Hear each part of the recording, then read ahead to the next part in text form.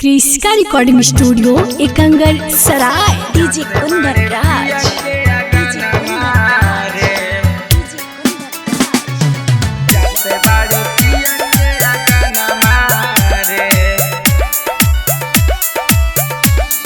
Presented by Kriska films. जियाते जिलेली हमर जनमा रे, जाते बड़े पिया के गाना मारे।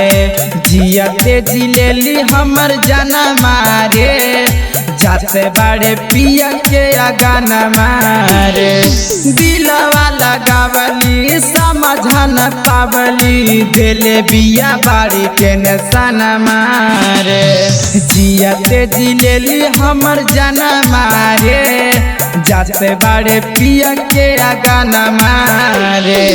जाते बड़े पिया के गाना मारे, जाते बड़े पिया के गाना मारे,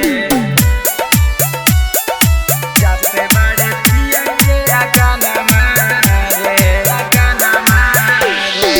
दुआरा बारात आई रात में सगाई, 4 बजे भोरावा में होखता विदाई। दुआरा बारात आई रात में सगाई, 4 बजे भोरावा में होखता विदाई। तोड़ला सा दिल के अरमान मारे, जाते बड़े पिया के गाना मारे। जियाते जिलेली हमर जनमा रे, जाते बड़े पिया के गाना मारे। जाते बड़े पिया के गाना मारे, जाते बड़े पिया के गाना मारे।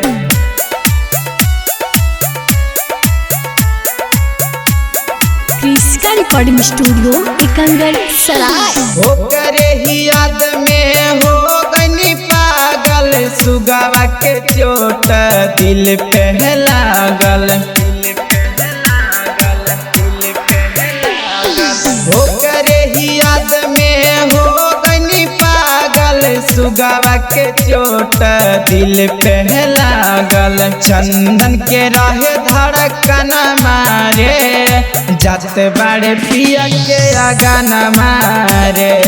जियाते जिलेली हमर जनमा रे, जाते बड़े पिया के गाना मारे। क्रिस्का रिकॉर्डिंग स्टूडियो एकंगर सराय।